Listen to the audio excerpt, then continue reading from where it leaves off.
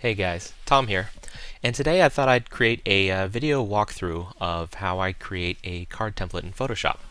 A lot of you guys have been asking for various templates for various games, and I thought I'd put this video together so if you guys had it in you, you could go try and make your templates yourself.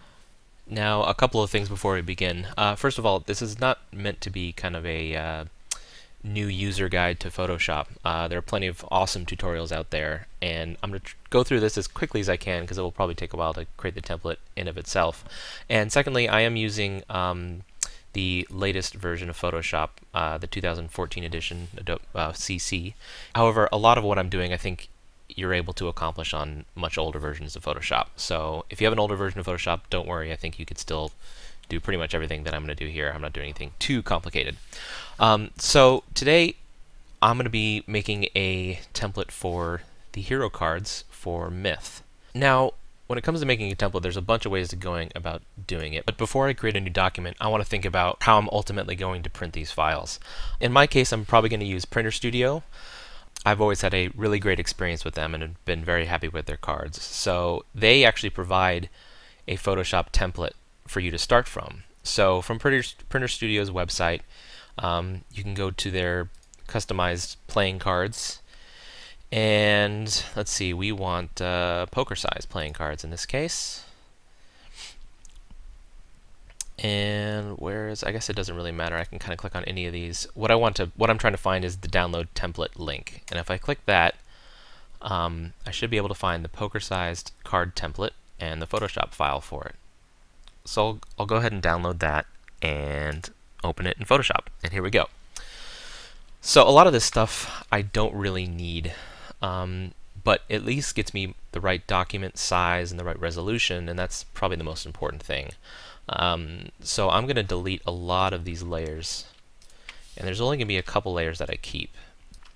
These 3 layers are the ones that I like to keep. I can go ahead and move this ruler out of the way. I'm not sure why it's there to begin with, but these are great little tools to have that I can check what my finished card is going to look like, because this template accounts for bleed, because when you are using a printer service you want a full border bleed on your image. So the image that we're going to create is going to be this full size of this document, but the printer is going to cut out this whole green area. And these are helpful ways to kind of get an idea of what your finished card is going to look like. So we've got our blank document in Photoshop. Whenever I'm creating a new card template, I got to figure out what are kind of my source files are going to be. Oftentimes I have to resort to scanning in cards, and that kind of carries with it some problems. Let me pull up a scan of some of the Myth cards that I have made, and I will show you what this looks like. Okay, so here's some Myth cards that I've scanned with my scanner, and I scan these at 600 dpi to get a nice high resolution, and I tried to use I think in most scanner settings there's like a D-screen option or a magazine preset, and I typically like to check that because that tries to get rid of some of the grain that we're going to kind of see in here. So if I zoom way in on this, these cards have a linen texture to them, which are nice, and I really like it, but when you go to scan it, you can see all these little white dots because of the linen texture. And that's not very good for creating a new clean template out of. So if I were to try to make a card template out of this, I might want to go through some filters, like maybe a median filter, and play with this to try to, you can see that kind of gets rid of the dots there, but the more I increase this, you can see that the text goes away. So you have to kind of try to find a balance to get rid of any dots without mucking up the text too much. I mean, we're going to remove the text anyways, but it really softens a lot of hard edges, which is not the best. So I'm probably not going to go any stronger than 1 or 2 pixels. And maybe on top of that I can go to the noise filter and try the dust and scratches and seeing if this helps at all. And it really takes a lot of time playing with this for each card that you scan to see if you can kind of strike a balance between getting rid of, you know, the moire pattern or the linen texture without destroying all the hard edges in text. So that just takes a lot of just playing with and trying. It's a lot of trial and error ultimately.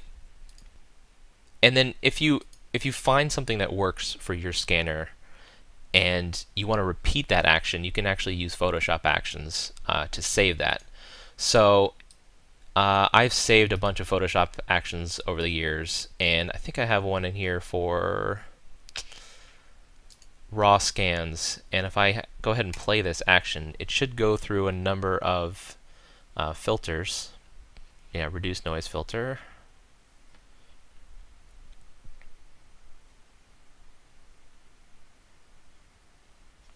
A lot of color correction, and then it will actually go through and crop out every single card image individually. So here's the one I was looking at, and again, it's not the greatest because I have this linen texture, but you can see all the steps that were involved in this action. Median, dust and scratches, reduce noise, and I scanned this in at 600 dpi, but I ultimately want to go down to 300 dpi, and I believe that's what this does. So I did all my kind of reduce noise filters while it was at the super high resolution before I shrink it down to my end result of 300 dpi, and then I did a lot of color correction, and this is what I might end up with. And if I were to kind of copy this image over to our template, you can see it actually fits right in because the Printer Studio template is very good, and we're working with the right card size. So it's a 300 dpi template. I now have a 300 dpi image, and the finished card size lines up perfectly with the Printer Studio's finished card size. And if I were going to use this as my template base, then I could come in here and use maybe a healing brush tool, or let's see, patch brush tool. I do like this one a lot. You can kind of select an area and drag it to somewhere, and it will do a pretty good job of erasing text. So this is kind of a quick and dirty way to get rid of text, and as you get more blank space to work with, you can kind of play around and get something that looks like you've removed all the text. So that's one way of making Photoshop templates. Now, Myth, the guys at MegaCon Games, have done a great job post-launch of their game, and they've provided a lot of updates, including PDFs of new cards. So let me go ahead and pull up the soldier deck here. So I've opened up the PDF in Photoshop, and now when you import a PDF into Photoshop, you have two options. You can select pages, or you can select images.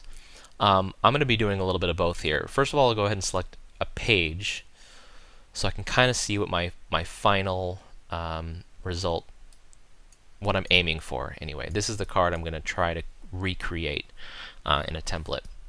I'll go ahead and select this specific card and copy it over to my template document. So this is kind of what I'm going to try to recreate here. And you can see, yeah, they've made some changes in the new card template, which is nice, in their new card. So damage and range is in this little new box here. And they've cleaned up a lot of wording on a lot of the cards and stuff. So I want to make sure I line this up as best I can. That's pretty good there. Okay, so this layer now becomes a reference, so I can click it on and off and make sure things are lining up properly, and then the color looks good, and so on and so forth.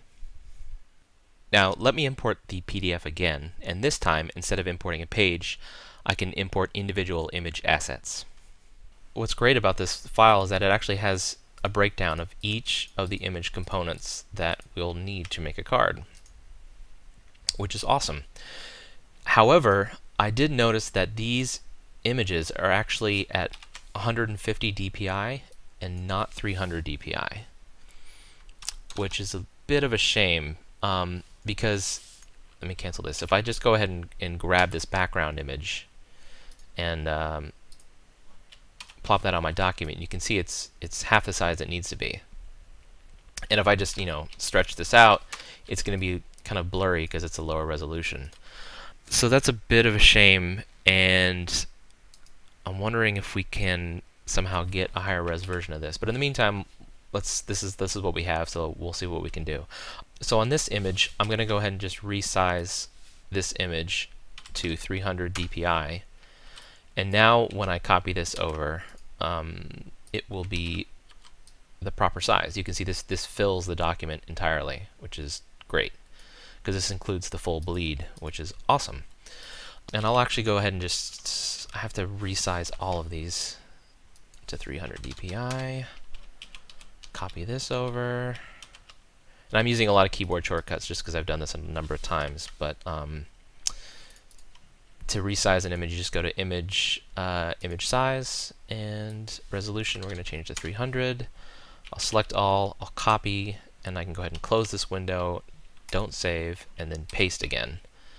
And then you can see I'm just trying to copy over all the individual pieces. This one, let me resize this.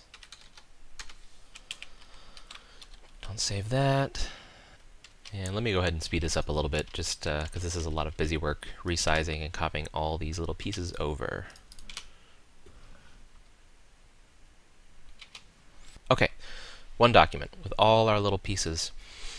We're pretty fortunate in that we kind of have all the pieces. A lot of the hard work is kind of been done for us. So now I'm simply just going to arrange these pieces to line up with the my reference card down here at the bottom. So maybe I'll grab my pointer tool and I'll just hit auto select layer, so I can grab a piece at a time and just slide it on into place.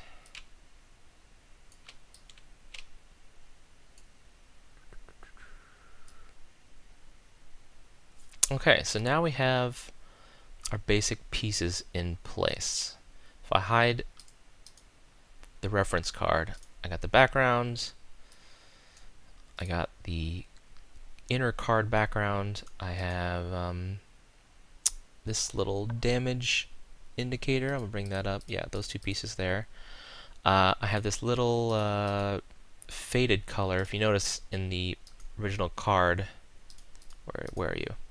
There is a little hint, a faded color back there, so that's what this piece is. So as long as I put this behind the kind of tan background, and I can alter the opacity of that and everything, we should be looking good. So we got this, got the art top, and okay, starting to look pretty good. So maybe I'll go ahead and start laying in the text here. Go ahead and create a new folder. We'll just call it text for the time being. And let me go ahead and hide all this other stuff. Bring out the reference thing again. Now I can start creating text. Now, finding fonts that match can be really difficult depending on the game. Usually the best place to start looking for a font is in the rulebook itself. If you can get a PDF of the rulebook, like I have the Myth rulebook up right here.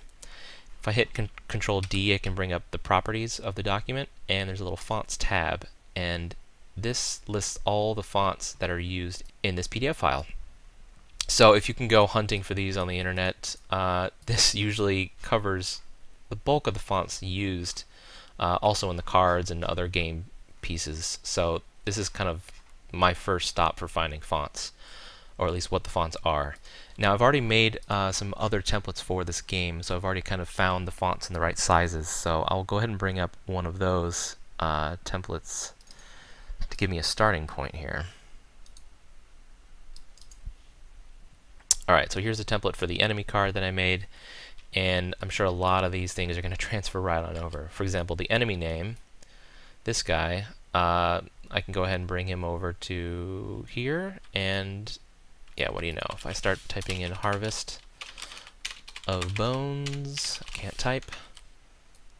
That's pretty dang close. Obviously I'm the right font, now I just need to tweak to get the right size and the right drop shadow and all that. So I'll go ahead and zoom in real close, and I'll line up the bottom here, and then now I can come in and adjust the size of the font itself to see if I can get, oh, that was right on the money, 13 points. Great. So I'll go ahead and line it up, and in this case I want to make sure that it's center justified, or aligned center. So as I type a new card name, it will center on this point, which is good.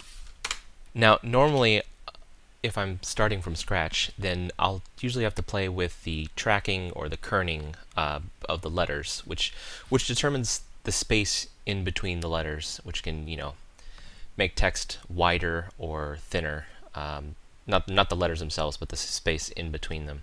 But since I've done some of this work on the previous templates, I should be looking pretty good. But I noticed the drop shadow on this one is very different from the drop shadow from the enemy card. So let me go over here to drop shadow and play with these a little bit here. It's got a little more spread out. It's not as dark. And that's pretty close right there. Yeah, I'll live with that for now. That looks good. So snap it on and off. It's, you know, there's a little bit of a difference, but pretty close. I'm close enough for government work. Okay, next piece. Let me just do the text box down here. Now for text boxes, if I just click the type tool and start typing my text, you know, it can kind of run off the edge of the card, which is not necessarily what you want. I mean, you can always hit the return button or the enter button to go and switch to a new line. But if you're going to be typing up a lot of cards and you want to make a nice template, a better way to do it is when you have your type tool selected, go ahead and instead of just clicking once, you click and drag, and you can create a little text box. And this will give you just boundaries. So as you type, it's going to give you, new lines as needed. So let's go ahead and start typing this in. Now I just realized also I probably have a lot of these fonts ready to go from this template. So if I select this text, I might be able to bring him over and get pretty close. It's probably using the same font. So I'll go ahead and copy that, and I'll edit this because this already has the text box bounds. Paste that in. Get rid of that text box now. Yes, yes, yes. Okay. So we've got a text box. Now we need to stylize this so it's the right font and size. So what I'll typically do is just kind of type out a couple of lines. 90 degree.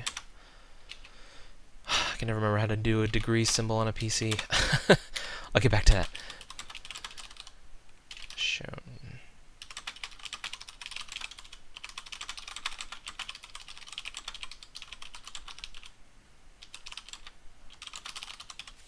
Okay, that's good for now.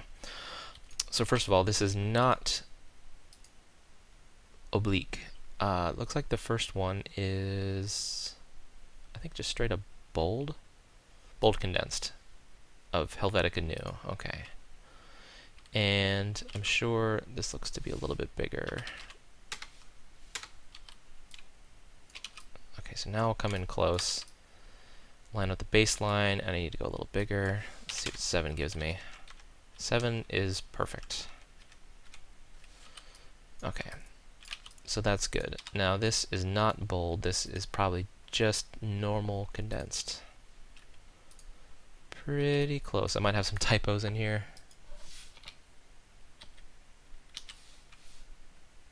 What have I done? Ah, there we go. I can't type. That's what's wrong. And I will go ahead and just hit a return carriage here. Just because we have this little diagram which kind of gets in the way. But it's still good to have the boundary text box for when you're just typing a wall of text. So I'm getting close, but it's still not quite lining up. My text goes wider than the rest of it here. So let me select this and change the kerning. Do some more. There we go. I think we're getting close. 25 maybe? That's too far. -20.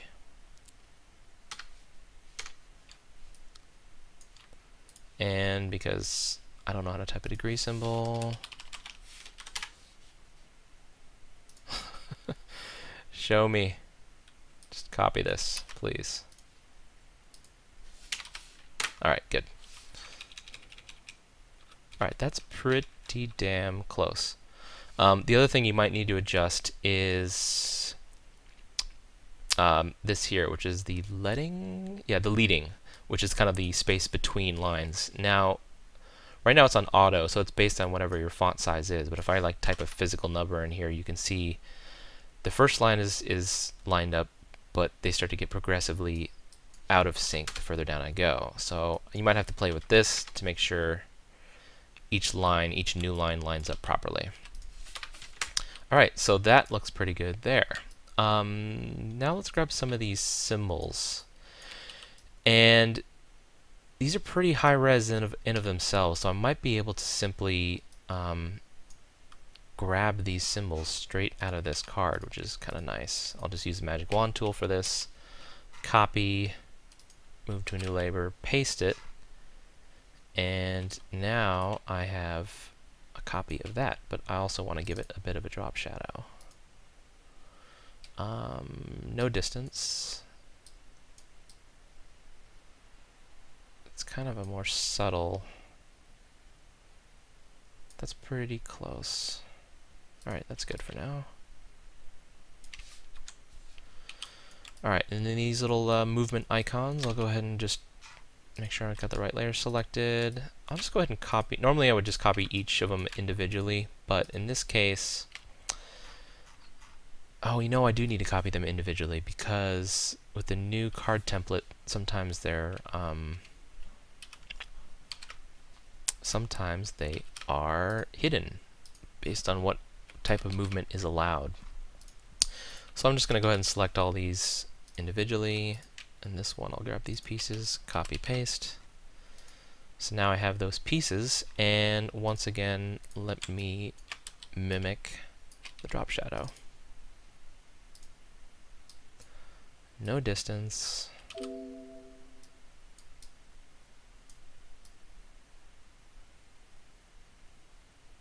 That's pretty close. A little less. Okay, there we go. Good. Let me line that one back up. Now I can go ahead and right click this and hit copy layer style and apply it to these three other pieces. And there we go. It looks extra dark now because it's a drop shadow on top of a drop shadow. But if I bring in my, well, I got to move these up over. Bring in my section, now they'll look pretty good. Pretty good. Great. Now I also need to copy the fate dice symbols, the die symbols, and the text here. So again, I think I can refer to my previous template because I've already kind of done some of the work. Well, at the very least, I can grab the fate dice and the D10 and go ahead and bring those over. Great. And there's the fate dice. And let me go ahead and make sure these are the right size. That's pretty good. Invert the colors on that, make it white. Looking good. And the D10 now. Resize. Good. Now if I invert those colors, I noticed that the little D10 part of it is actually white, or if I invert it as black, whereas this, excuse me, is just completely transparent. So one thing I can do is actually just put this layer to screen mode, and what that does is it will show me the white, but as things get darker they just go transparent. And I'm wondering if that's going to be good enough. I don't know if it is. Alright, that's sufficient. I'm not sure if I'm happy with this fate die. You know, the other way I can do it is I can just go ahead and copy this and paste it, and bingo. I've got a perfect copy. So that probably was a better idea to begin with. Okay. Now the +1 and the TN and that kind of stuff. I'm guessing it's another version of Helvetica. Looks to be similar. So let me go ahead and grab this color. I think it's just pure white. Yep. Is it medium? No, black? Close. Maybe it's the heavy. Whoa.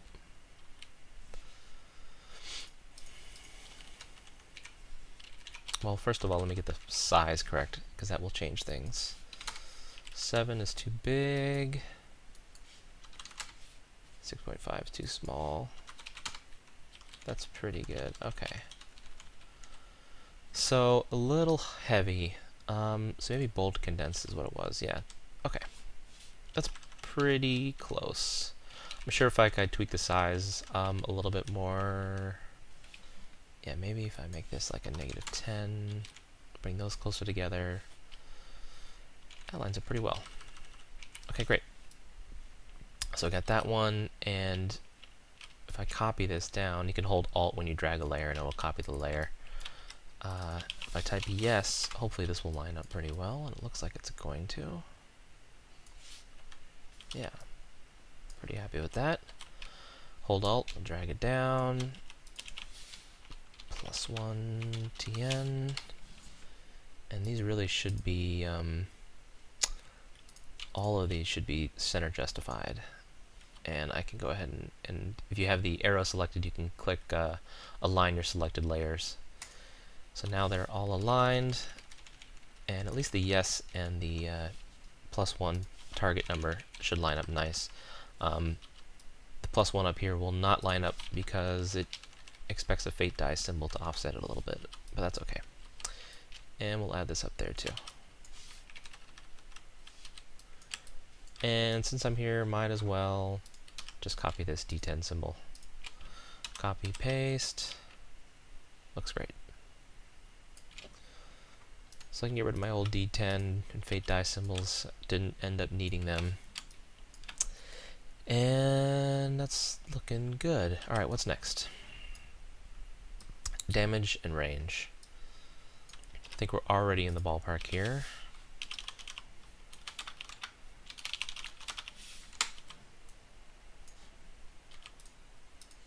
This is condensed oblique. Whoa, keep moving that around. Okay, stay there. Now let's get your size. 6.5 maybe? A little less. Nope, less. Let's just see what 6 does. That's might be it. Might be a winner. And it is center justified. Okay, what's needs to go wider? Maybe it's condensed. Maybe it's bold. Might be a little thick. Medium condensed oblique. That looks pretty good. Still doesn't quite line up, so this might be the kerning here. If I turn that off, bingo. That's it. Okay. What next? Let's grab these little symbols here. Now, these all have different variations, because sometimes it's an action, sometimes it's a reaction, sometimes it's an interrupt, and we kind of have to account for all those permutations. So, that's pretty sloppy looking. You know what I can do is, when they actually were running the Kickstarter for this, I was pretty good about saving all the images they posted during their Kickstarter updates, and they had a little designer's blog, and the artist showcased the icons that he was making for the game. So if I open up that image, I have got nice clean icons for all the different classes and a lot of different pieces here. So I can go ahead and grab this action and reaction, and paste them in, and what do you know? The size is perfect. Okay, so this one is going to be called action, and I'll actually duplicate this layer twice. I think Control J is the keyboard shortcut, so I got 2 copies, because one of them is just going to be regular action.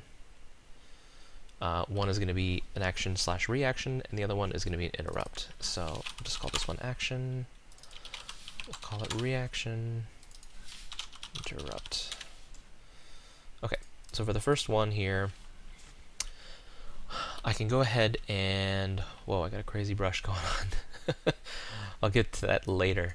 Let me just get a normal brush here. If I hold Alt, I can use the eyedropper tool to choose that red. Now, I can try to paint within the lines and all that kind of stuff, but what you can actually do is, in the Layers panel, you can lock the opacity of a layer. So that means I'll have a little lock symbol here. Whenever I try to paint, it's only going to paint, you know, it won't let me paint outside the lines, as it were. So I can go ahead and just kind of fill this section in red, and I can fill in this section in tan color. There we go. And on the reaction version of it, it's red on both, right? So that's good. Great. And an interrupt actually has a different symbol altogether. It's got a little like a bursty symbol. And I think I closed that, so hold on, let me open that up again. Soldier document, open in Photoshop.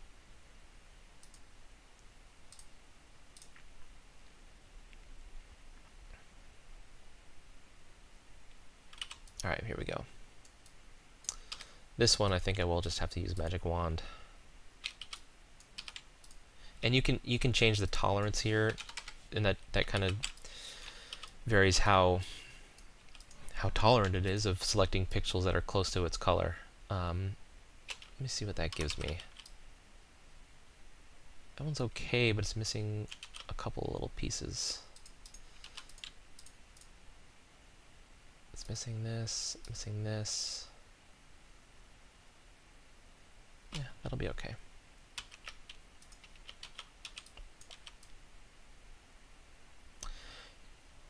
Alright, so let me go ahead and put that on here. And on the interrupt, I'll lock those pixels, grab this color, and paint this. And I'll go ahead and select those 2 layers and merge those layers. So now this is my new interrupt. And I cannot type still. Okay, interrupt layer. Great. I'll select all of those and just kind of line them up with where they're supposed to be. Great. So now I have, if I go ahead and hide this, I have an action, an action, a reaction, and an interrupt. It's still looking a little kind of futzed up here. Let me undo a couple of steps before I merge these things. Okay, back to where we were. Because the interrupts, I did not like this black arrow. I could kind of see some of it poking through. So let me go ahead and unlock that, and I can literally just delete this section. I do not need you. Good. Now I'll lock it again and paint this. Oh, I got the wrong layer selected. There we go. Alright. Action, reaction. Now I can merge these 2. Interrupt. And there we go.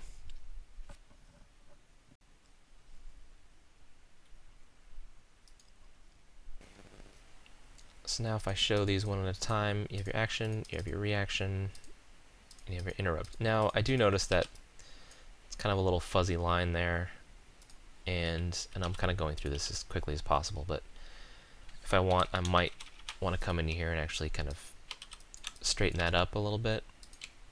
You can click somewhere and then hold Shift and then click again, and it'll draw a straight line between those 2 points. So I can kind of do that to help clean up my edges here a little bit. And this is the kind of stuff that I'll fine-tune towards the end of the process, but I don't really kind of need to waste time now doing it because it's just a lot of busy work. Alright, so moving on. We got our action, reaction, interrupt. Next, we want to make this little action point symbol. So I do have my icons. I think he has that symbol in here. Here it is, AP. I can select these, copy, paste. Now, again, I see there's a little kind of a fuzz based on the tolerance of my magic wand tool. So what I think I can do is actually use the multiply. And so screen shows you what's white on a layer. Multiply does the exact opposite. It will only show the black, and as things get closer to white, they disappear. And I might be able to use this. Let me think here. If I create a new layer and then merge these two together, that didn't work. Let me think about this for a second. Oh, you know what? I know what it is. Instead of doing multiply, I think you can come into the layer styles, and right at the top here, you have this kind of blend if section, and you can actually drag this, and you can see as I drag it, start to kind of choose the point at which the white values disappear. And if you want, you can actually hold the Alt button and split this arrow, so you can kind of get a gradient between, you know, your grays. But somewhere around there looks pretty good. Actually, let me split this again.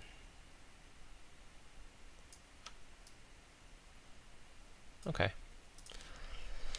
So now if I merge that down with another layer, there we go. I have a normal layer that's just black and it doesn't have any of that gray fuzz around it. So now what I can do is create action points out of this. So I'll say 1 AP, and I'll duplicate that, and say 2 AP, and let me think here. Oh, it does have gray on it. That's not good. We don't want that. We don't want that at all. Let me see if I can't use hue saturation to get this color. No.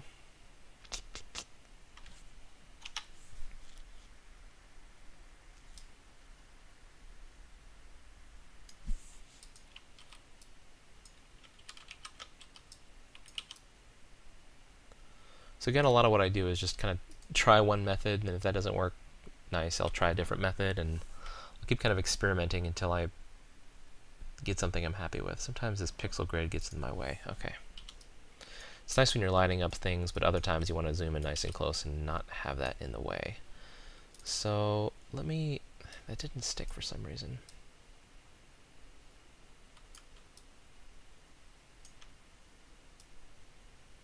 Ugh. Alright, I'm having trouble with this. It might be just worth it to go ahead and just copy these sections again, and I think my tolerance is way too high here. So this we're going to call 2AP. Yeah, that's fine. It's going to be on black anyway. Let me go back to the soldier cards and find an example of 1 AP. Is there any on this? There is. Okay, great. Copy, copy, copy, copy. Paste. There's my 1 AP. And a 0 AP, which is up here. Select, holding shift, select all the pieces, Control C, Control V. There we go. So again, this is a 0 AP. Okay. So got my three layers. I can select those, and again, using the arrow tool, there's some aligning features. I can align them horizontally and align them vertically, or in the opposite order, and they will then all snap together. So now I have 0, 1, and 2 AP, which is great. And again, I need to move these up above the background. Excellent. Why are you way up there? Okay. Piece by piece, we're getting there. The next piece I'm going to create is this little black grungy splotch. Now, this piece was not part of the PDF elements. so I can't steal that and just plonk it in. So I'm gonna have to kind of recreate that myself. And I'm gonna be using some grunge brushes. Now, if you just go to Google and you search for Photoshop grunge brushes, you can find a plethora of brushes that people have created, and you can go over to the brush presets tool, and this little menu, you can load brushes, and all these .avr files, these are all different brushes that I've downloaded over the years, and a couple of these are grunge brushes and scratches and splatters and so on and so forth, and I think I have some of them already loaded. So what I'm going to do here is, let's see, I'm going to go ahead and create a new layer. I'm going to get a black brush, and I need to change the shape. Now I've loaded in some of the grunge brushes here, and you can see them as I scroll down. There's a bunch of different brushes, which I kind of need to clean up and organize. But somewhere in here, like this guy, is a grunge brush. There we go. If I size it down, you can see there's a grunge brush. Great. But if I just kind of start painting with that, it doesn't look super great. So what you can do is go over to Shape Dynamics and change the angle jitter. And what this does is every time you click, it actually rotates the brush a random number of degrees. Or if you hold it down, it will rotate as it's as you're dragging it. So it gives it a nice bit of randomness. You can also come in here and kind of change the randomness of how round it is, and if it jitters around. There's all sorts of stuff like scatter, bunch of stuff you can kind of play with to kind of get a nice little brush shape. What I'm actually going to do, I think the better way of doing this actually is, let me grab just a normal brush. And actually, I don't even need to grab a brush. I can just fill a box in black. Paint. What am I doing? There we go.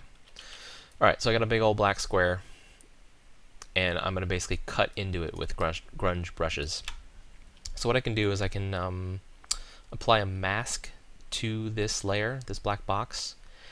And I love masks because it's a way to kind of erase and delete stuff that's non-destructive. So if I come in here, and the way a mask works, you can see it puts a little white box or a white thumbnail next to your image, and they're kind of linked together. So if I click on the thumbnail of the image itself and I start painting on it, you know, I can paint in any color and it will paint on the image itself. But the mask is just a black and white image. I can only paint in black and white or shades of gray. And as I paint in black, it actually becomes transparent. It masks what the actual image is. But it's different than erasing, because if I switch to a white paintbrush, I can paint things back in. So it's completely non-destructive. So what I'm going to do is I have a mask here, and I'm going to switch my color to black. And now I'll grab my grunge brush that I had before, and got shape dynamics on, angle jitter. Great. You can use the bracket keys to scale the size of the brush up and down to get the size you want. So I might come in here and try to mimic the shape of the little splotch I'm trying to recreate. And you can kind of just click around and play with it. And you can get it somewhere close. And this, again, this kind of stuff takes a while to get it somewhere where you like. And let's say if, oh, I've gone too much, I can just hit the X key or click this little arrow to swap colors, and now I can start painting black back in. And now I know it's kind of weird because I'm painting with a white brush, but again, I'm painting on the mask, so it's revealing the black below it. And so I might try different grunge brushes. Again, this is a lot of just trial and error here, because they all have slightly different edges.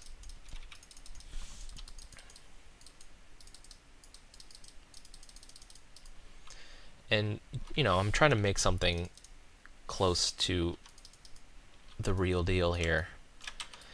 And you can spend a lot of time trying to make this perfect, and you kind of have to just kind of decide for yourself how close you want to get with this kind of thing. I gotta make sure I at least get rid of those hard edges from my black box. Now I notice I don't have enough black over in here, so let me go over to my image itself. Oh, I double clicked it. And extend my black box because I don't think I gave myself a big enough black box. And I'll go back to the mask and erase all this. I can use just a fat brush for doing that much. Okay, great. So what do I got here? I got a splotch. I need to add a little bit over. I need to make that little section. Let me grab my grunge brush again. This little guy. Shrink down. He's got like a little splotch here. And then it kind of erases a section in here.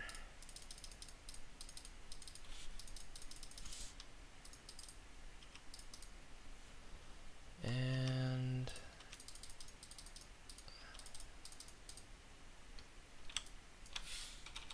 now I notice that it's kind of got a light grunge area there, and mine's a little dark, so I can actually lower the opacity of this grunge brush as well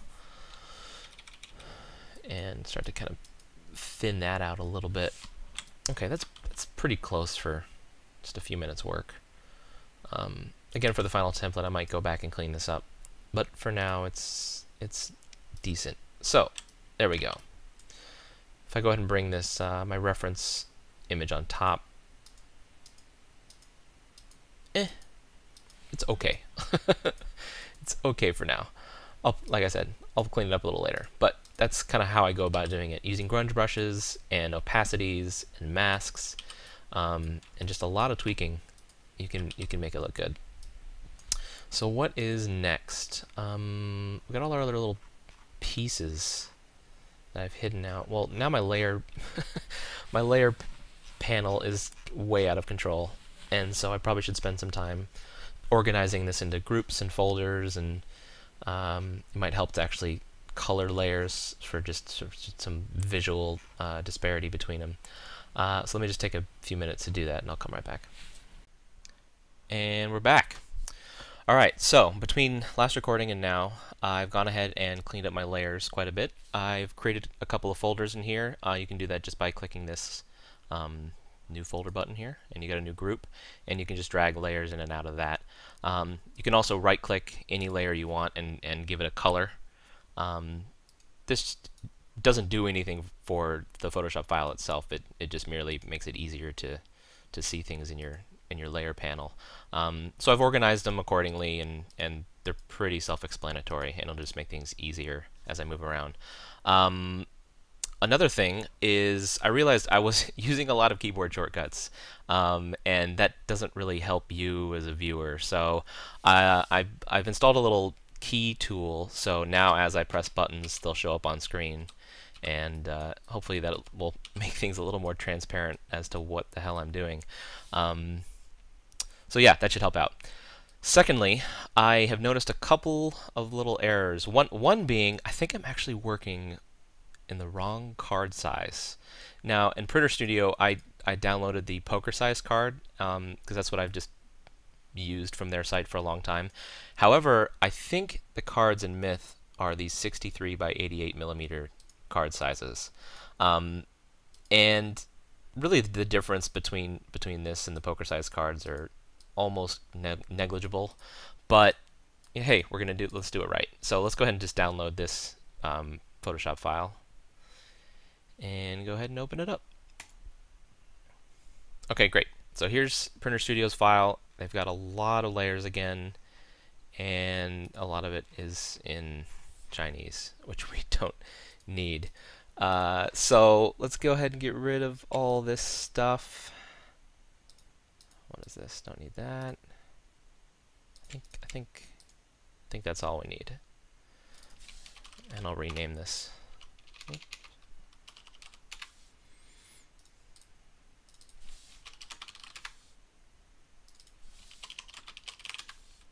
Okay, so now we need to transfer all of our layers over to the new Photoshop file. And the best way to do that is select everything, and you can right click and go to duplicate layers, and then choose the document you want to duplicate them on. So we're going to move over to here. And there they are. And we'll just move this whole stack underneath. And that's about it. Great. Okay, we got a new document size. Everything is lined up where it should be, so we can continue on. Another thing I noticed is the action to reaction. For some reason, I was under the impression that reaction always had an action arrow on it, but looking at the cards, I realized that sometimes there's both of these filled in, and sometimes just the reaction line is filled in. So this is actually action and reaction, and I can actually just go ahead and make a duplicate of this with Control J, and Control T is the transform tool, and I use this all the time, and so I kind of might take for granted that people might not know what it is. But hit Control T and you can resize stuff, and by holding the Shift button you can keep the aspect ratio the same. So with the free transform tool activated, I can just go ahead and rotate this 180 degrees, and now we have our reaction only arrow. So we got action, reaction, both, and the interrupt. Okay, that's good. So I think we're good to go so far. What is next? I actually do want to call out the border here. I had a number of people ask me about, because the cards that they provided in the PDF, like if I open up this PDF, these card images, if you were to kind of snip these out of the PDF, they don't have the full bleed border. So people were wondering how I get this full bleed border. Now, if you remember, we actually opened the PDF in Photoshop and grabbed the individual elements, and fortunately that individual element was the full thing with the bleed border in it. So we were kind of lucky in that regard. But I might as well just go over real quick ways you can add a bleed border if you need to. So I just go ahead and plonk the reference card. This is a card directly from the PDF, the finished card. So if we needed to extend this border, a couple of ways we can go about doing this.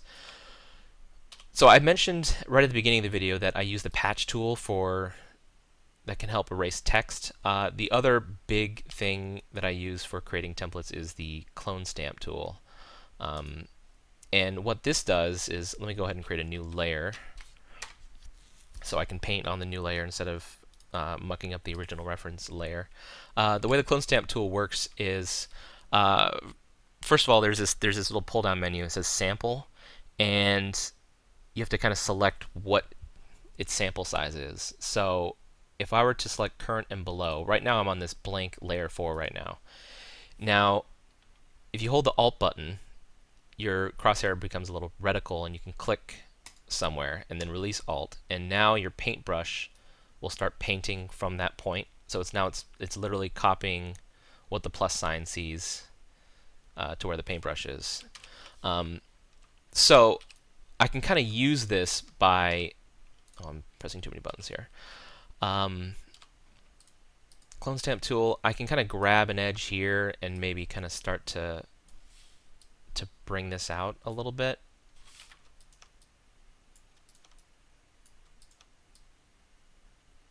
And you can see this is kind of starting to extend the border, and I can make my paintbrush a little fatter here.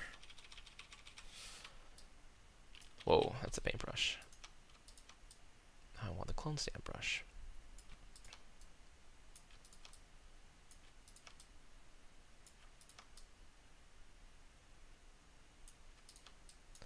And you kind of get the idea there. You can kind of then paint this whole thing manually and kind of extend it out. And that's all on a separate layer, so it doesn't interrupt anything that's going on below. And then if you need to, you can kind of add a mask or use the eraser and feather it back in if need be, if you need to erase an edge. But that's one way you can extend the border. And you just have to get a little creative on some of these more distinct pieces as you clone stamp them. But yeah, that's one way to do it. Another way is, in this particular case, this is just it's a grunge background. And so you could probably look online for just grunge textures and find something similar. Or you can go ahead and make your own. So if we wanted to make our own grunge texture that looked something like this, let me grab the paintbrush here. Well, first of all, let me create a new layer. And I'll hold Alt to grab the eyedropper tool, and I'm trying to get just kind of a neutral color out of this dark brown. So if I use the paint bucket tool to fill in a new layer, we can now paint using our grunge brushes just like we did before. So if I pick a grunge brush, where are you? Like this guy. And I can increase the brightness of this just a little bit. Well, actually, you know what I can do? I can increase it by quite a fair amount. And you can see that's starting to make textures right there. Let me put some of these shape dynamics on, like angle jitter and so on and so forth. Yeah, so you can kind of just create grunges right there. That's pretty easy to do. Or you can even layer it by lowering the opacity to something real low, and then you can kind of build up layers. So as I kind of click more on it, it'll become brighter up to my highest color. And then maybe I'll create a new layer and do something a little darker.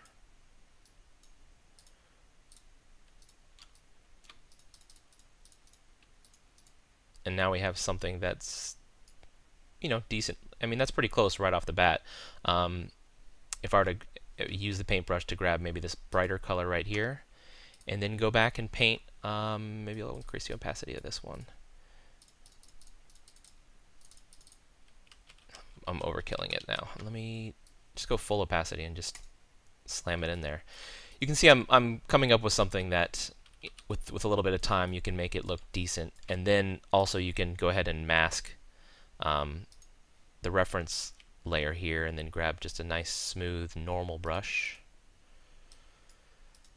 And you know, I can lower the hardness. So you know, if I'm doing a hard edge that's, you know, just a hard edge like that, but I can lower the hardness so it's a nice soft brush. And you can, the shortcut for this is holding Shift and using the bracket keys. And you can see as I use the bracket keys, it makes it harder or softer. So if I make a nice soft brush, I can kind of start to mask this out, and I can kind of fade from the reference image into my new grungy background. And yeah, after tweaking it a little bit, you can make that look real good.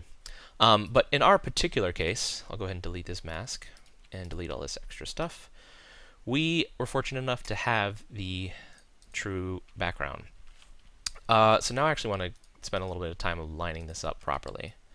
Because if I snap this reference layer on and off, it's not quite lining up.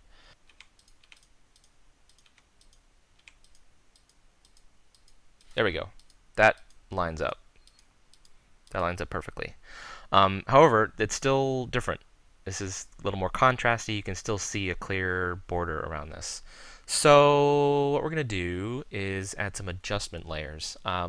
Up in this little panel here, you have our adjustment layers section, and this is where we can basically tweak this image. Okay, let me explain this the other way. If I go ahead and select this layer and I go to I don't even remember where it is, image adjustments and levels, and let's say I go ahead and play around with these levels and do something crazy like increase the contrast here. Once I click OK, that level adjustment is now baked into this layer. It's saved in there.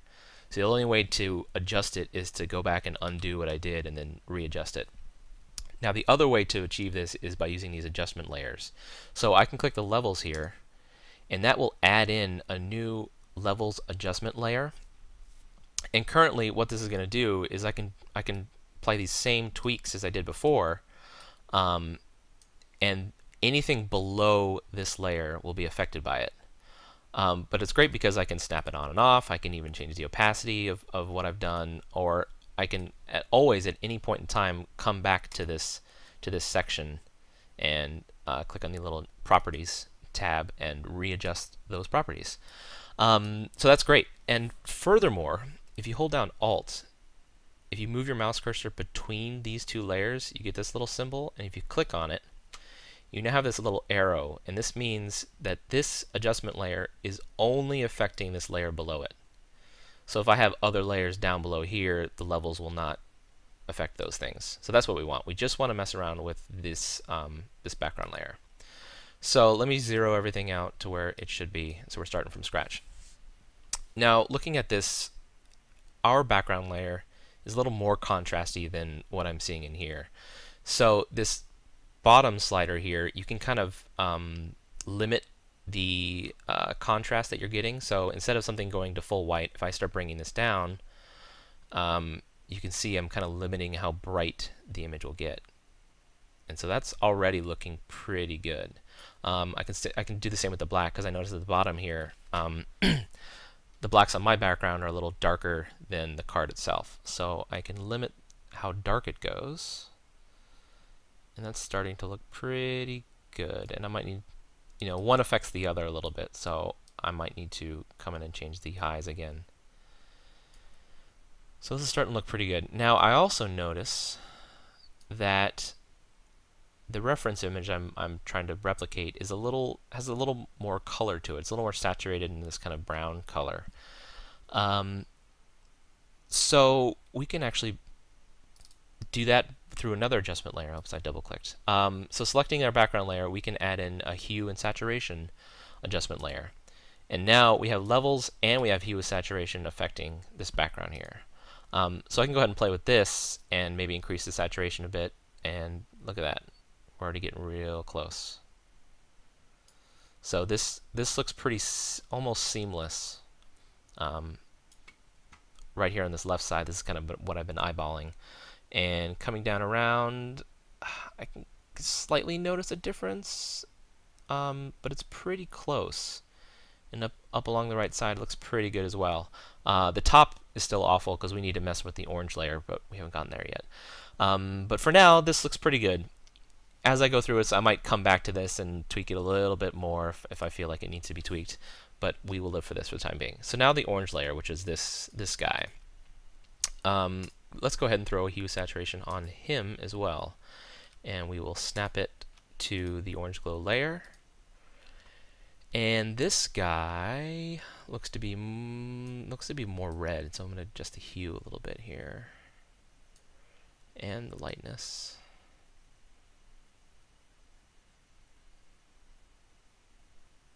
And that's getting pretty close. Now it looks great over on this left side, just about, but I can still see a line over here on the right side. Maybe my saturation is a little too much. Okay, bring that back. That helps. That helps. Still not happy with this section here. There's a line here that I don't like. So why is that? How do we fix that?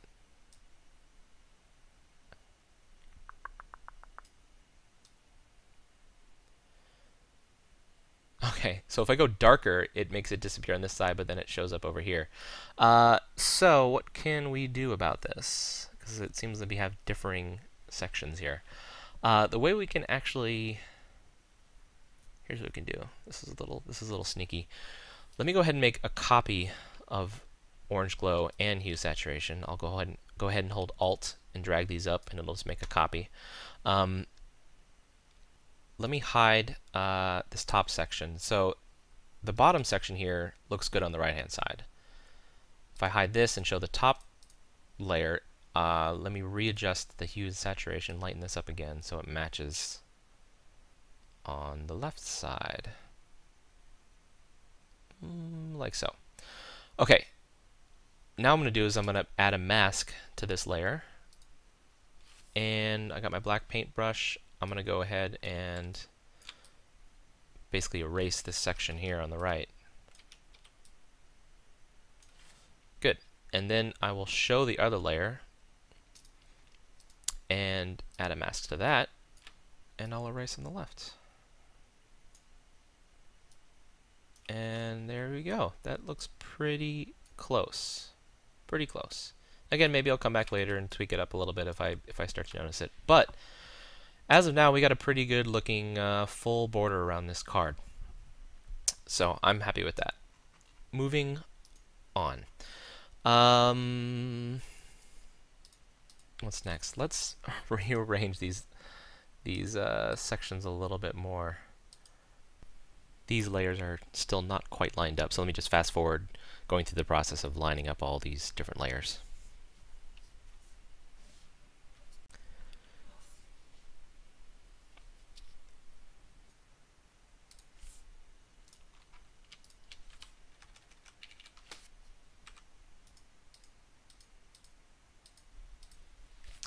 Now, one thing I haven't made yet are these little white dividing lines, so let me go ahead and do that right now.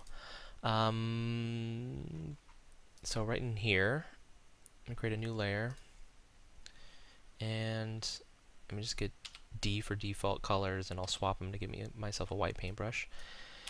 And I'll hit M to bring up the marquee tool, and I'm just going to basically make the same size. Whenever possible, I don't like to just copy elements from, well, I shouldn't say that. It's preferable if you can kind of recreate little lines and stuff like this yourself, because you'll end up with just a smoother result. If I were to try to like magic wand this thing, it just wouldn't be pretty.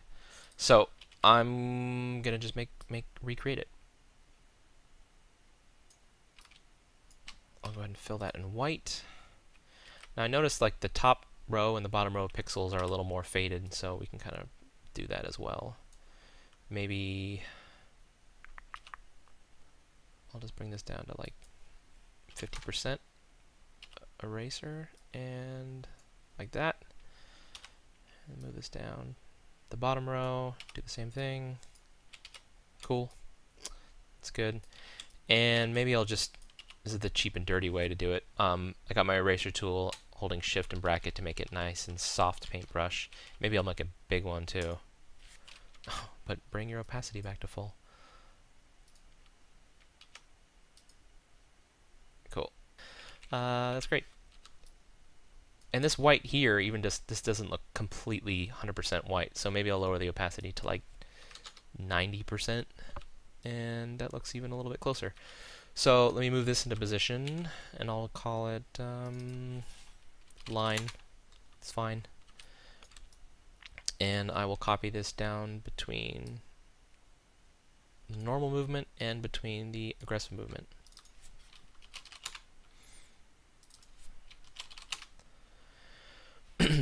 And I need to move them.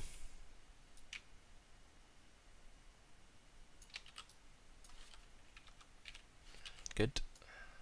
And this one. And I'm holding shift, so I can't move it left or right. It just goes in one direction. Good. Great. Excellent. What next? What next? Where was I? Movement. Those look good. Cool. One thing I noticed here, I did not put a drop shadow on my text. So let's do that now. I'll just double click on the layer, drop shadow, no distance. The spread, really the spread is what's, this thing is pretty dark.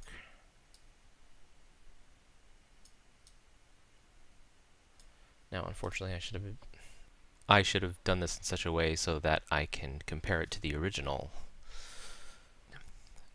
So let me move this down a bit. Drop shadow,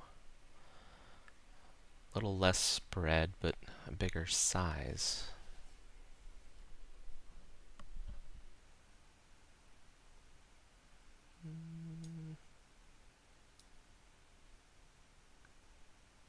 That's pretty close there. Alright, I'm happy with that. Move this whole thing back up.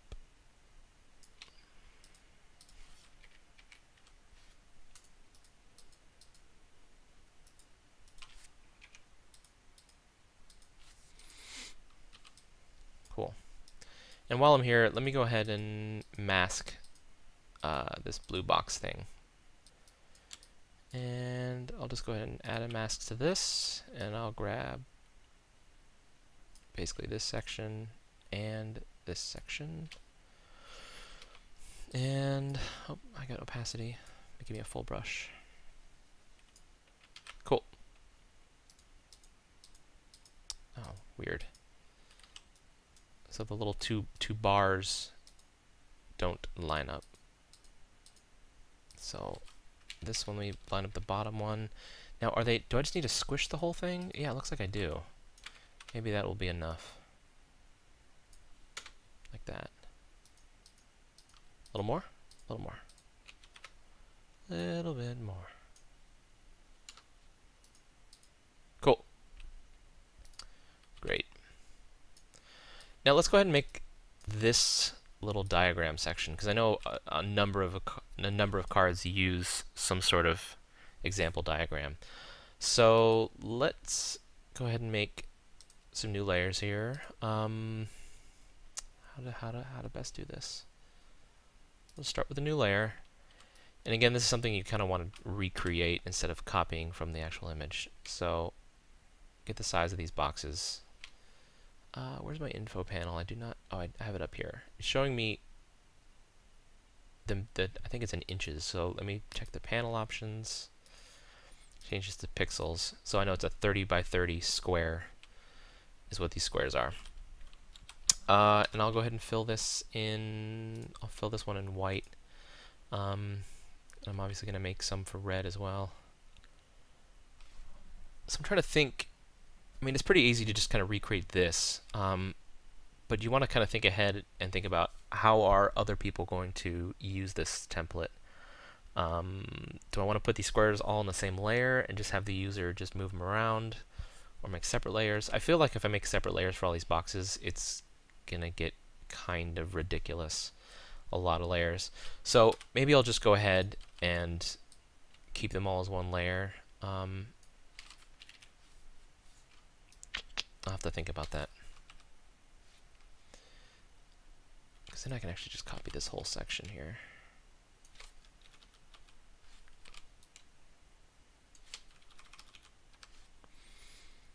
See already that's a crap load of layers.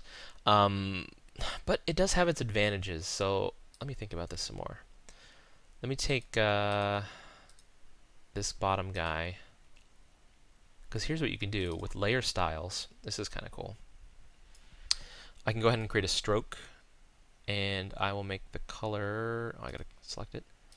I'll make it this red color, and I'll make sure it's on the inside. And now I've got, you know, a stroke section, which is good. And I'll also do a color overlay, and I'll make this the red color. So what's cool about this now is I have this box and it has these layers, these effects on it, and you can just hide the effects and get the white box, or do just the stroke, or just the color overlay. So there, just with one layer, I can have all the variations of boxes. So maybe it is worth having a separate layer for each box. And then, you know, someone who's making a new card can make it, you know, copy this layer and get as many boxes as they need out of it. So now we need to copy the text. Find out what this font is. Wondering if it's also Helvetica. I'm hoping it is, but I do not know.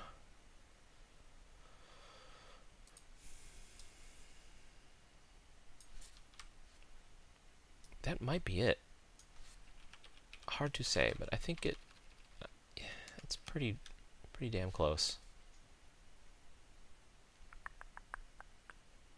It's almost like it's maybe 6.1. There we go. So yeah, I got that in there. And I also should probably make a color overlay effect on him as well, and choose the same red. And I know it's going to disappear, but when I hide the color overlay of the box and keep the stroke, that's how you can get, you know, change this to an R, and there you go. So there we got our boxes. And yeah, I'll just rename these and arrange them in some logical order. Now let's make the little new layer. Let's make this little guy. I can use the marquee tool for this. If you come in here, you can get an elliptical marquee, and you can hold down the Alt button when you click, and that will start dragging a circle from the center. And now I can hold, well, Alt and Shift. Shift, make sure it keeps it a circle instead of an oval.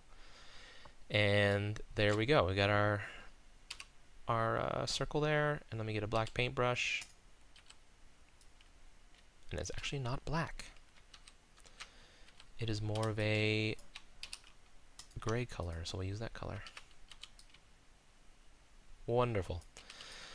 For the arrow section, you can actually use a polygon tool and give ourselves 3 sides and make ourselves a little triangle.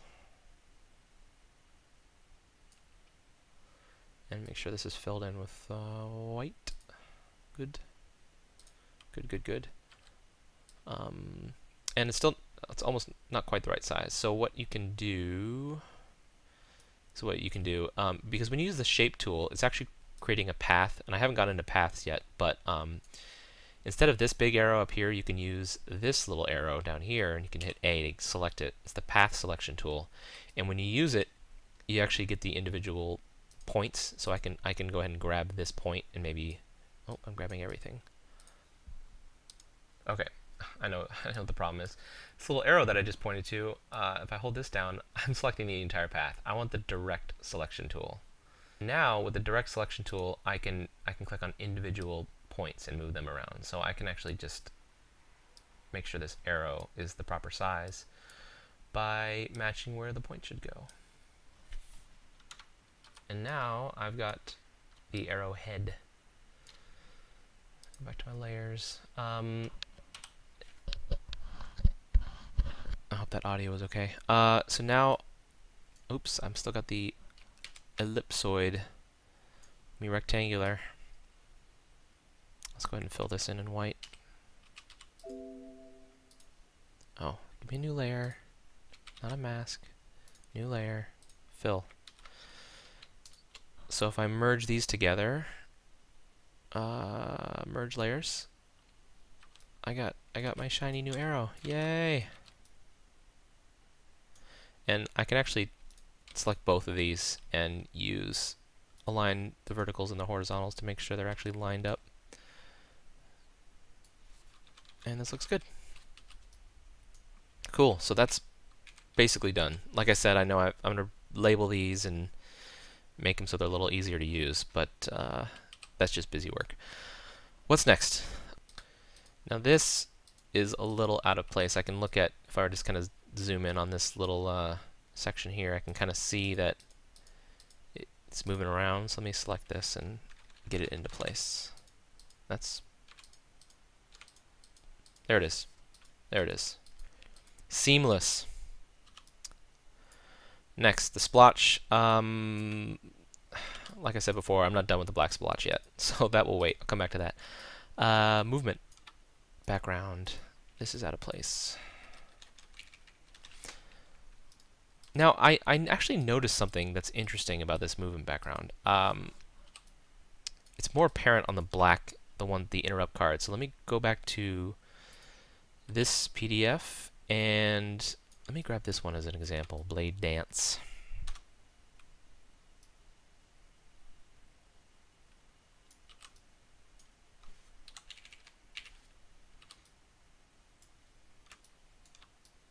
Oh, too big. Select, transform selection. Okay, copy this, paste it. Alright, so you can see it more in here. What I noticed is that this kind of grunginess, it's actually part of the background image. If you can see this actually flows. It's the same grunge pattern that flows into the background image. So this section is actually just a colored version of the background. And so we can actually do the same thing, which is kind of cool. But I am going to, once I get this into place, which I think it's pretty much there, It's hard to tell on this thing. There we go. That looks pretty good. Now what I can do is actually hold Control and you click on the thumbnail. Actually, I'm getting ahead of myself. Let me grab this background here and I'll hold Alt to make a copy of this. So I got my whole background grungy texture. If I hold Control and click on the thumbnail of this movement background, it will actually select with the marquee that layer. And what I can do is, while I have that selected, I highlight my background layer here, and I can click Create a Mask, and it will now create a mask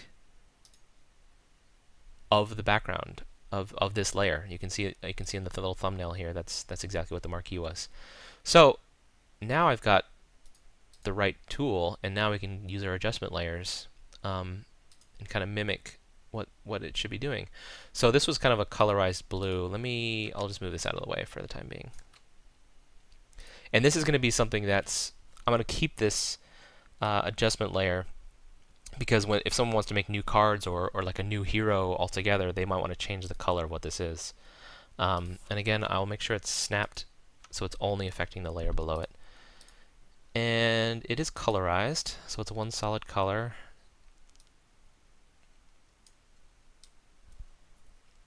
And it's way too contrasty. So let me go ahead and add in levels and make them less contrasty. If I bring these all together, it's just going to become one solid color. So you can kind of play around with this. So it's a combination of playing with the levels adjustments and the hue adjustments, and we can get pretty damn close. Cool. And it's okay if I don't match this entirely, because this is supposed to be a template for new cards.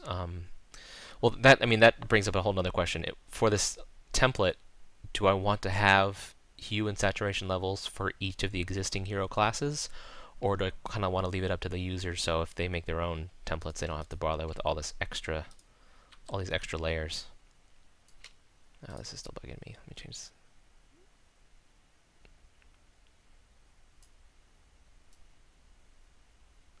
Okay. And the layers, I still need to... It's very subtle on this one. Okay.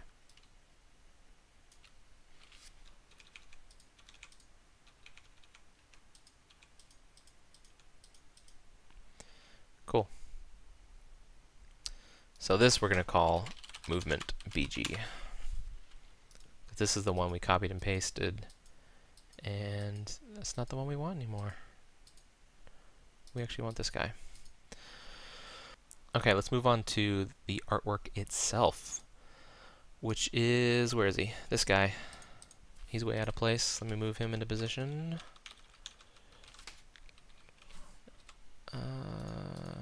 Still not in position.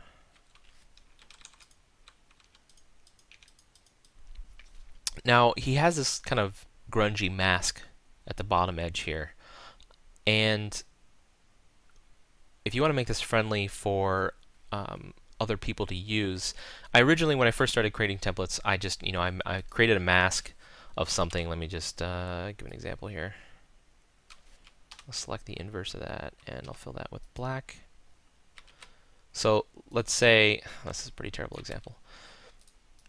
Like this was where the image was in your card, and if someone wanted to replace that with a new image, they would have to know how masks work and apply this mask to their new artwork and so on and so forth.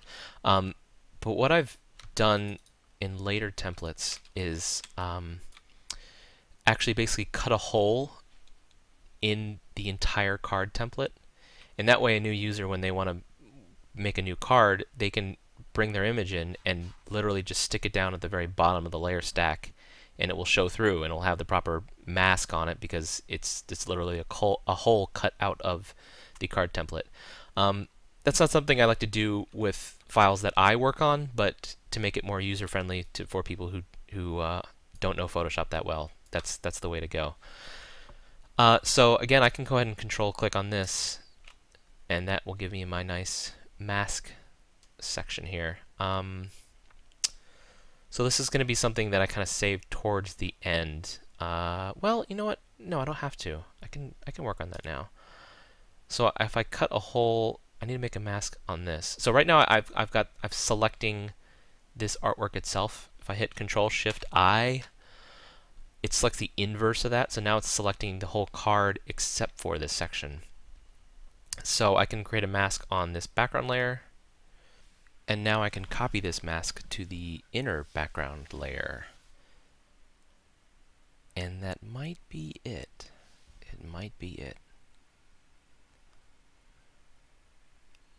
Let's get a real-world example to test this out. Hold on. Let me grab an image, an artwork image. Maybe this will be good.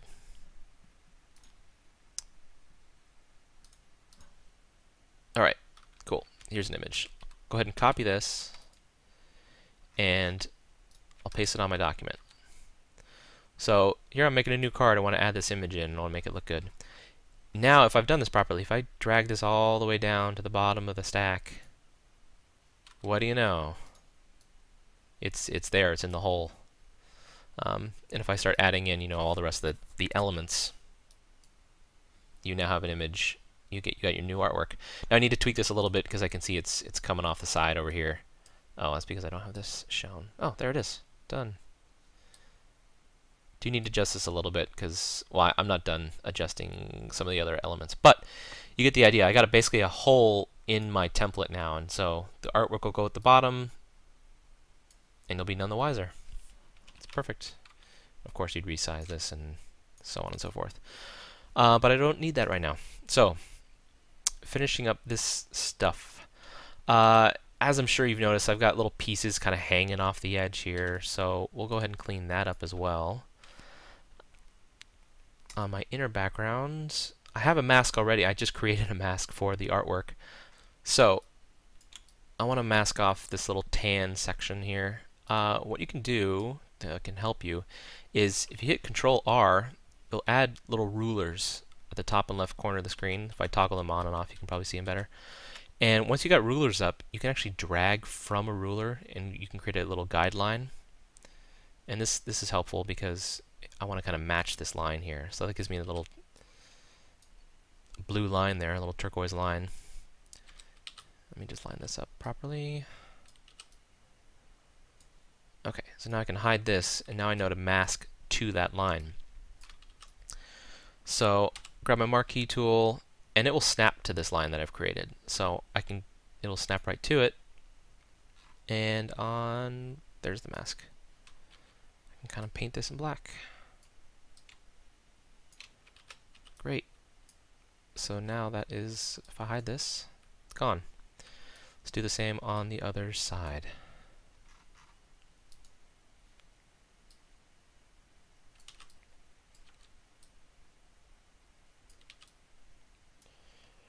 All right.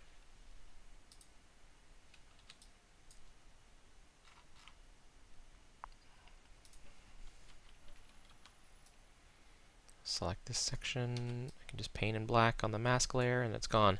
I also have to do that for my movement background. Why is that still there? Why is it still showing?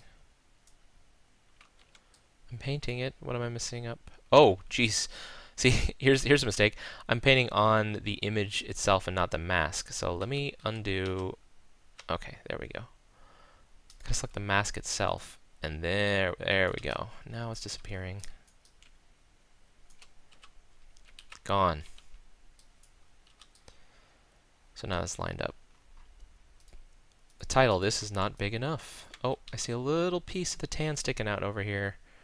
Let me go here. Let's use my paintbrush, size it down, get out of there. Is there one on the other corner? Oh yeah, get out of there. How about the bottom corners? Some kind of flying around here.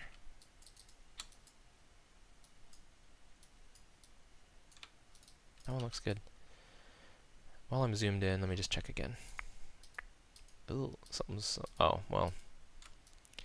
So it looks like I might have cut in a little too much. Let me confirm up here. Yeah, I did. But since we're using masks and not the eraser tool, that's not a problem. I'll go ahead and select this whole side.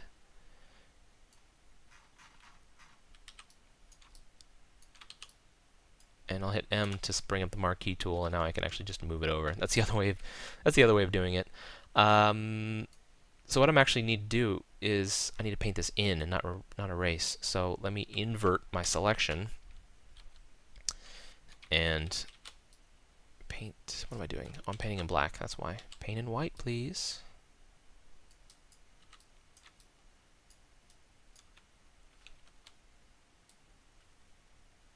Good. Okay, let's take care of this title background. Let me just simply resize this. Oh, too far. My snap, I gotta turn snap off or something, because there we go.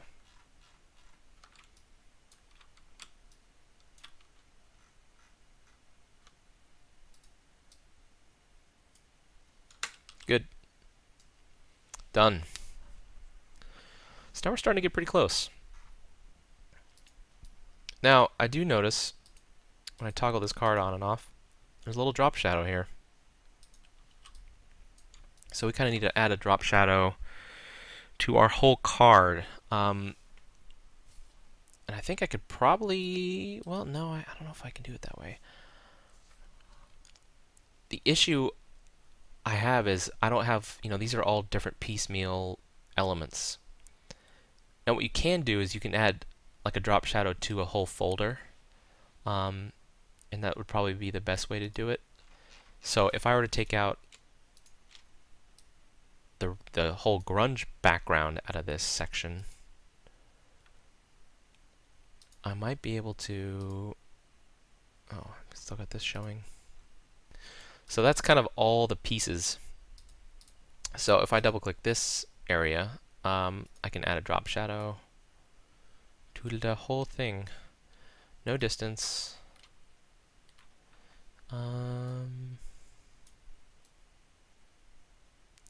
Okay, now here's the problem.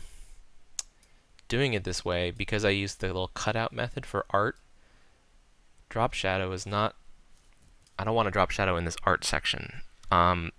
So I have an idea of how to fix this, but let me work on just kind of getting this drop shadow to look good there. And that might be okay. That might be alright. I can't remember what it looks like. That was pretty close. Okay, so what you can do, if I'm not mistaken, I think I can right-click this layer. No, it's not the right click. It is under Layers. I do this so infrequently that I can't remember how to do this. Layer Style, here we go. You can actually create a layer. Now what this is going to do, yes I know, that's fine. If this worked properly, it should have created a layer. Where did it go?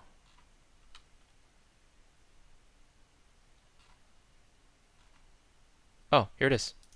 Hiding. Backgrounds, drop shadow. That's this guy. So what did I just do? I added a drop shadow to a layer, and then I turned that drop shadow into a layer of itself. So now this is a whole separate layer. And what that allows me to do is if I put it in the right stack, right area, oh, it actually is. This is why I'm getting confused. Let me change the color of these to not green. Just give me gray or something. Okay, so now I got this drop shadow here, and what that means is I can actually erase the drop shadow portion in this section. So now the art will not have the drop shadow, but I will still have the drop shadow around the edges of the card, which is exactly what I want.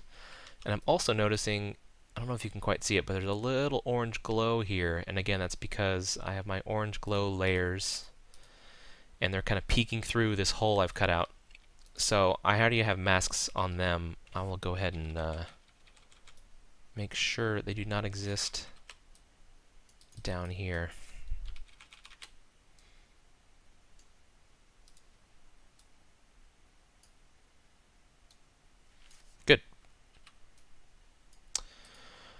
Okay. We done? Are we done? We might be. Alright, so now we've reached a point in time where the template is basically done, but there's a lot of just little cleanup and busy work to take care of. So I'm just going to fast forward rapidly through this whole process. I've finished up the little diagram, renaming those layers and making them nice and neat. Now I'm going to go in and create a little green flame icon for the advanced cards. And I'll make it so that flame is adjustable, so you can change the colors on that if you want to make other colored flame cards. Now I'm going through the orange glow layer once again. I felt like it needed some more tweaking, so I'm trying different layer modes and seeing what I can come up with now. And back to the splotch. The splotch! This is, yeah, just playing with this. It's kind of like sculpting in a way. Just sculpting with the grunge brush. Just try to get it where you want it. This took quite a while, but I'll get there eventually. There we go. That's decent. It's pretty good.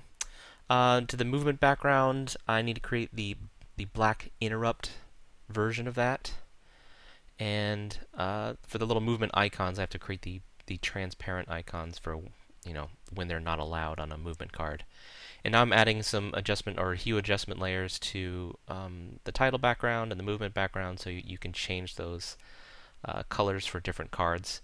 And now I'm going ahead and grabbing these symbols from each of the existing hero classes, so you can go ahead and make cards for those classes as well.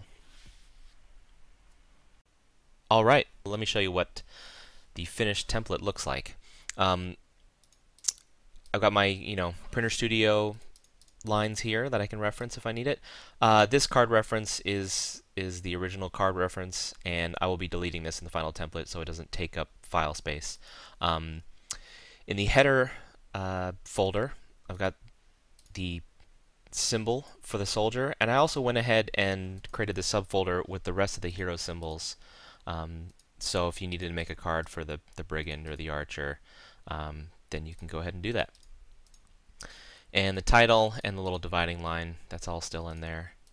The next folder is the movement folder, and in here I think the only thing I changed, I added a layer down at the bottom called faded movement icons. This is so if I needed to, for example, hide this aggressive one, I can hide that layer and the little faded symbol still appears as shown on the real cards. And that's about it on the movement layer. Ability. Okay. Once again, you got your little ability box and the text inside. If you notice, I got this layer here flagged in yellow because it's an adjustment layer named color. So when you want to make a new card for a new hero class or whatever, you can go ahead and change the color of this box. And beyond that, got the ability text layer itself, followed by the diagram subfolder. And this, I went ahead and just named them all box 1, box 2, box 3, etc. and put little text layers for people to edit, along with the little origin dot and the arrow symbol. So people can use that to make their own little diagrams. Moving on, we have the AP box. This I don't think has changed at all since I've last played with it. That's all the same. Got the arrows, and I have the AP options here at the bottom. And the card background, a couple tweaks here. Once again, I have two layers flagged in yellow. This is for modifying the colors of these for different hero classes. So if you want to make like a dark red, you can get it into the red color, saturate it up a little bit, and just like that. Let me go ahead and zero these back out. And same thing for the movement background. And that should give you all the those three elements are the kind of three colored elements needed for hero classes. I've also added this layer called interrupt background. So if I hide the normal movement background and show this one, this is the black background that's used on every hero class for interrupt cards.